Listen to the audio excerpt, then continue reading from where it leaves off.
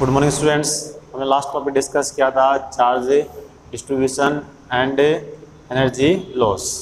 आज हम डिस्कस करेंगे dielectric substance and polarization. Okay, देखिए, on the basis of conduction of electric current material are of two types. Materials are of two types, one is conductor and second is insulator. अब देखिए, conductor क्या होते हैं? Conductor are those material in which electric current flows easily. Conductor ऐसे material होते हैं जिनमें electric current है वो इजीली फ्लो हो जाता है। फॉर एग्जांपल जैसे मेटल्स हैं, जिसमें सिल्वर है, एल्यूमिनियम है, कॉपर है, ये क्या है? कंडक्टर है।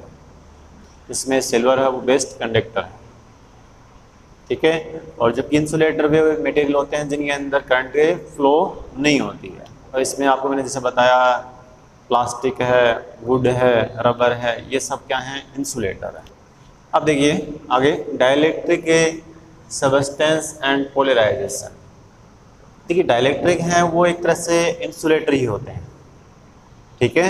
मतलब इनमें फ्री इलेक्ट्रॉन प्रेजेंट नहीं होते हैं, लेकिन इंसुलेटर से थोड़ा सा ये अलग बिहेवियर रिप्रेजेंट करते हैं। जैसे मैंने आपको बताया कि दो substance which do not conduct electric current, those substances which do not conduct electric current but shows electric effect when kept in external electric field।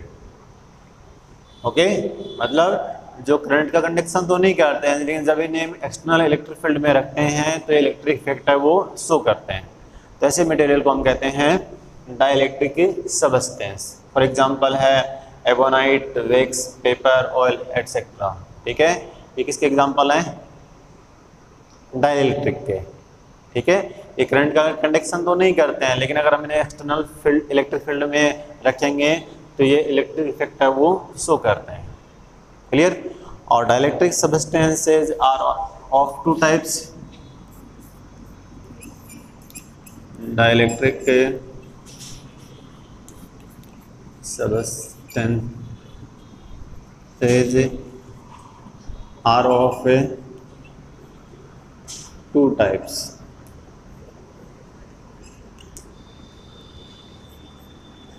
One is polar dielectric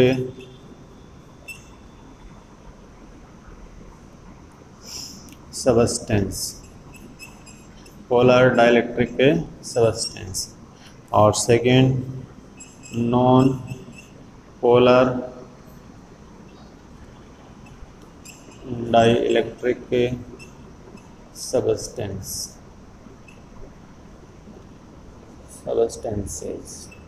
okay, dielectric substances are of two types, one is a polar dielectric substances और second non polar dielectric substances.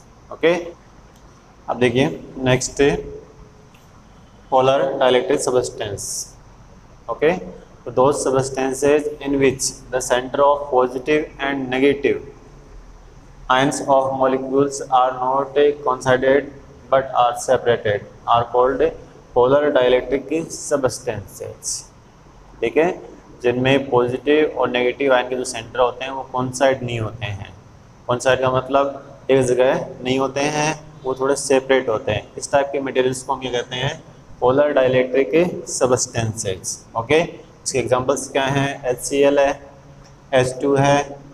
Okay, इसे आप देख रहे हो, इसमें HCl में ये आपको HCl मॉलिक्यूल दिखाया गया है जिसमें H+ और Cl-। डाइपोल मोमेंट की डायरेक्शन होती है वो negative to positive ion, negative to positive ion, ठीक है। तो यहाँ HCl क्या है? पोलर डाइलेक्ट्रिक सबस्टेंस है। और जबकि आप देखोगे H2O में देखिए ये H+ और ये O-2। इसमें मैंने आपको बताया था कि इसमें डाइपोल मोमेंट की डायरेक्शन होती है वो माइनस से प्लस की ओर, नेगेटिव से पॉजिटिव की ओर, नेगेटिव से पॉजिटिव की ओर। रिजल्टेंट कहाँ होगा? डाउनवर्ड्स। क्लियर हो गया? अब देखिए, डाइलेक्ट्रिक सबस्टेंस, जो पोलर डाइलेक्ट्रिक सबस्टेंस होते हैं ना, उसमें इस molecule have permanent electric dipole. समझ में आ रही है बात? मतलब इसके जो भी मॉलिक्यूल होगा उसका एक परमानेंट क्या होता है, इलेक्ट्रिक डाइपोल मोमेंट होता है। Okay, but in no external field present, अगर हम एक्सटर्नल फील्ड उस पर प्रेजेंट मतलब अप्लाई नहीं करते हैं तो उस कंडीशन में थर्मल एनर्जी के कारण उसके जो डाइपोल्स हैं वो रेंडमली अरेंज होते हैं, रेंडमली अरेंज होते हैं। रेंडमली अरेंज होने के कारण क्या होगा, इनका जो नेट डाइपोल है वो 0 होगा। देखिए आप इसमें इस मॉलिक्यूल का क्या है, डाइपोल मोमेंट है, लेकिन ये थर्मल एनर्जी के कारण ये जो डाइपोल्स हैं वो क्या हैं, रेंडमली अरेंज है। और जब रेंडमली अरेंज होंगे तो इनका नेट डाइपोल मोमेंट होगा वो क्या होगा, 0 होगा। क्लियर? तो any volume of substance net dipole moment is 0, तो नेट डाइपोल मोमेंट क्या होगा इनका, 0 होगा। लेकिन जैसे हम इसमें क्या करते हैं, एक्सटर्नल फील्ड इस पर अप्लाई करते हैं, एक्सटर्नल फील्ड इस पर अप्लाई करेंगे तो इसमें जो डाइपोल है वो रोटेट होकर और अपने आप को इसमें इलेक्ट्रिक फील्ड की डायरेक्शन में अलाइन करने की ट्राई करेंगे। ठीक है, तो धीरे धीरे ये डाइपोल मोमेंट है वो इलेक्ट्रिक के फील्ड की डायरेक्शन में अरेंज होना स्टार्ट हो जाएंगे, जिससे क्या होगा, इसमें एक नेट डाइपोल मोमेंट है वो इंड्यूस हो जाएगा और जिसकी डायरेक्शन होगी वो इलेक्ट्रिक फील्ड की डायरेक्शन में होगी। तो नेट डाइपोल मोमेंट होगा, उसकी डायरेक्शन होगी वो होगी इलेक्ट्रिक फील्ड की डायरेक्शन। जबकि यहाँ देखिए इसका डाइपोल मोमेंट है वो कहाँ है, इधर है। जब इसमें इस मॉलिक्यूल का देख रहे हो आप, इसका इधर है, इसका ऊपर की ओर है, इसका नीचे की ओर है, सब क्या हो जाएंगे, कैंसिल आउट हो जाएंगे और नेट डाइपोल मोमेंट कितना आएगा, 0 when external field is not applied. और जैसे हम एक्सटर्नल फील्ड इस पर अप्लाई करेंगे तो ये डाइपोल मोमेंट रोटेट होकर इलेक्ट्रिक फील्ड की डायरेक्शन में अलाइन हो जाएंगे और अलाइन हो जाएंगे तो इससे एक नेट डाइपोल मोमेंट डेवलप हो जाएगा जिसकी डायरेक्शन इलेक्ट्रिक फील्ड की डायरेक्शन में होगी। ओके, नेक्स्ट देखिए आगे, नॉन पोलर डाइलेक्ट्रिक सबस्टेंसेज, और those substances in which centre of both positive and negative charges of the molecule are coincided are called polar dielectric substances. For example, S2, N2 or O2 और CO2। Okay, तो आप इसमें देख रहे हो कि इसमें पॉजिटिव और नेगेटिव आयन के जो सेंटर होंगे वो कॉइंसाइड होंगे, और कॉइंसाइड होंगे तो it's molecule has 0 dipole moment. जब पॉजिटिव और नेगेटिव के जो सेंटर्स हैं वो कॉइंसाइड हो जाएंगे तो उनके बिटवीन डिस्टेंस कितनी होगी, 0, और P इक्वल टू बताया था मैंने आपको Q इंटू 2A, डिस्टेंस 0 होगी तो इनका डाइपोल मोमेंट भी 0 होगा। So net dipole moment of whole substance is 0। जब एक सिंगल मॉलिक्यूल का डाइपोल मोमेंट 0 है तो होल सब्सटेंस का भी कितना हो जाएगा, 0 हो जाएगा।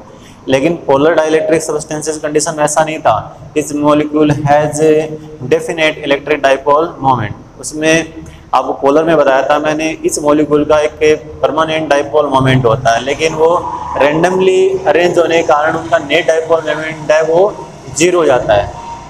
वो रेंडमली अरेंज होते हैं जिसके कारण उनका नेट डाइपोल मोमेंट 0 हो जाता है। जबकि नॉन पोलर में क्या होता है कि इस मॉलिक्यूल का ही डाइपोल मोमेंट होता है वो 0 होता है, तो नेट का पूरे सबस्टेंस का भी कितना हो जाएगा, 0 हो जाएगा। लेकिन जब हम इस पर एक्सटर्नल फील्ड अप्लाई करते हैं तो क्या होता है, इसमें पॉजिटिव और नेगेटिव जो आयंस के जो सेंटर हैं वो क्या होते हैं, डिस्प्लेस्ड होते हैं। पॉजिटिव आयन का जो सेंटर है वो इलेक्ट्रिक फील्ड की डायरेक्शन में मूव करता है और नेगेटिव आयन का जो सेंटर है वो इलेक्ट्रिक फील्ड के अपोजिट डायरेक्शन में मूव करता है, जिससे इनमें सम डाइपोल मोमेंट इंड्यूस हो जाता है। क्लियर? और जिसकी डायरेक्शन इलेक्ट्रिक फील्ड की डायरेक्शन में होती है। अगर आप इलेक्ट्रिक फील्ड को रिमूव कर दोगे तो वापस ये क्या हो जाएंगे, नॉन पोलर बन जाएंगे।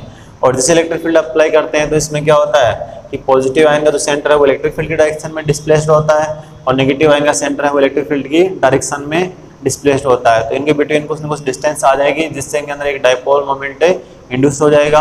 अब इस मॉलिक्यूल के अंदर हो जाएगा तो पूरे होल सब्सटेंस के अंदर भी एक डाइपोल मोमेंट इंड्यूस हो जाएगा जिसकी डायरेक्शन इलेक्ट्रिक फील्ड की डायरेक्शन में होगी। आगे देखिए, the induction of electric dipole moment in a dielectric substance in presence of external electric field is called the polarization of dielectric substance. Clear, मतलब external electric field की presence में dielectric substance में dipole moment का induce हो जाना क्या कहलाता है? Polarization of dielectric substance. Clear, हमने एक्सटर्नल फील्ड अप्लाई किया और उस मटेरियल के अंदर एक नेट डाइपोल मोमेंट इंड्यूस हो गया, तो ये जो प्रोसेस होती है वो कहलाती है polarization of dielectric substance. Clear, next देखिए, फिर due to the effect of external field, due to the effect of external electric field the dipole moment induced, dipole moment induced in unit volume of the substance is called polarization, polarization vector of a substance. Clear, और it is denoted by P vector. क्या होगा? Net dipole moment upon volume, upon a volume, मतलब in the presence of external electric field, net dipole moment induced in a unit volume of a dielectric substance is called polarization vector. Clear हो गया, मतलब net dipole moment upon क्या जाएगा? Volume, वो किसके equal होगा? Polarization vector के। अब नेक्स्ट देखिए, लीनियर यूनिडायरेक्शनल सबस्टेंस, यहाँ डाइलेक्ट्रिक हो रहेगा, डाइलेक्ट्रिक के सबस्टेंस, तो दो substance in which the induced electric dipole moment is directly proportional to the external electric field and is along a direction of electric field is called linear unidirectional dielectric substance. So for this type material, polarization vector is directly proportional होगा, वो होगा electric field, और P equal to आ जाएगा चाई E, चाई E और E। Okay, और यहाँ आप देख रहे हो ये चाई E is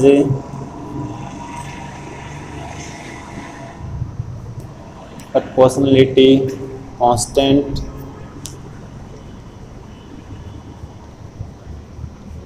which called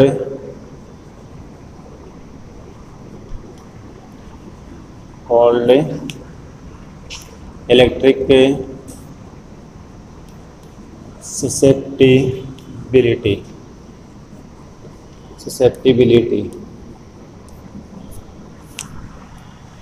okay, चाहे is a proportionality constant which called electric susceptibility।